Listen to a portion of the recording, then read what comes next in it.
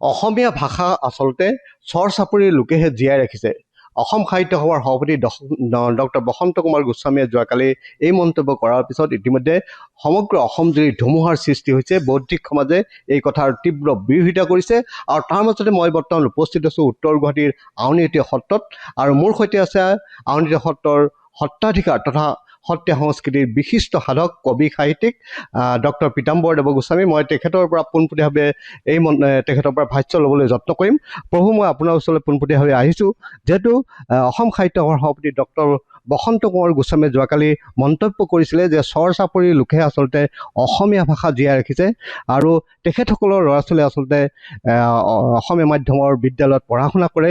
তেখেতসকলৰ ল'ৰা ছোৱালীয়ে অসমীয়া বিষয়ত 100ৰ ভিতৰত 100 নম্বৰ লাভ কৰে আৰু বসন্ত কুমাৰ গোস্বামীৰ এই মন্তব্যৰ পিছত ইতিমধ্যে বৌদ্ধিক সমাজে এই কথাৰ তীব্ৰ বিৰোধিতা কৰিছে। ধুমুহাৰ সৃষ্টি হৈছে বুলি ক'ব লাগিব। গতিকে আপোনাৰ ওচৰলৈ আহিছোঁ, আপুনি এই সম্পৰ্কত কি ক'ব?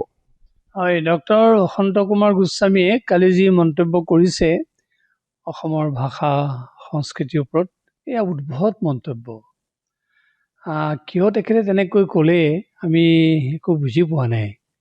মহাপুৰুষ শ্ৰীমন্ত শংকৰদেৱ, মাধৱদেৱ, দামোদৰদেৱ, হৰিদেৱ, বংশীগোপালদেৱ এই গুৰুসকল তথা আতাসকলৰ যি পৰম্পৰা তাকেই অসমীয়া সংস্কৃতিয়ে ৰক্ষা কৰি আহিছে আৰু তাতেই আমাৰ লক্ষ্মীনাথ বেজবৰুৱা, জ্যোতিপ্ৰসাদ আগৰৱালা, বিষ্ণুপ্ৰসাদ ৰাভাই যি অৱদান দি থৈ গৈছে সেই বাটেৰেই আজি সকলো তেনেকৈ চলি আহিছে। তাৰপিছত মাজত ধৰি কোনোবাই অসমীয়া সংস্কৃতি ৰক্ষা কৰিলে বুলি কোৱা কথাটো কেনেকৈ এইটো সম্ভৱ হ'ব পাৰে? কোনোবাই কিবা ইন্ধন যোগাব পাৰে, কিন্তু তেওঁলোকেহে ৰক্ষা কৰিছে এই কথাটো ক'লে কেতিয়াও মানি ল'ব নোৱাৰি।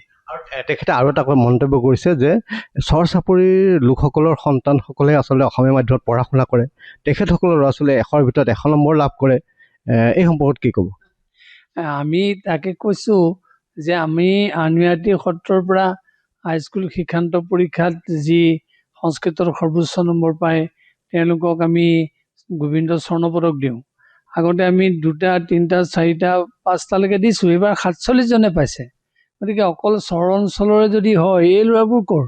গতিকে 100ৰ ভিতৰত 100 চৰ অঞ্চলৰ ল'ৰাখিনিয়ে পোৱা কথাটো কেতিয়াও শুদ্ধ হ'ব নোৱাৰে। তেওঁলোকে পাব পাৰে, সেইটো অসম্ভৱ নহয়, কিন্তু অকল তেওঁলোকে পাইছে বাকীবিলাক ল'ৰা ছোৱালীয়ে পোৱা নাই, এইটো কেনেকৈ হ'ব পাৰে?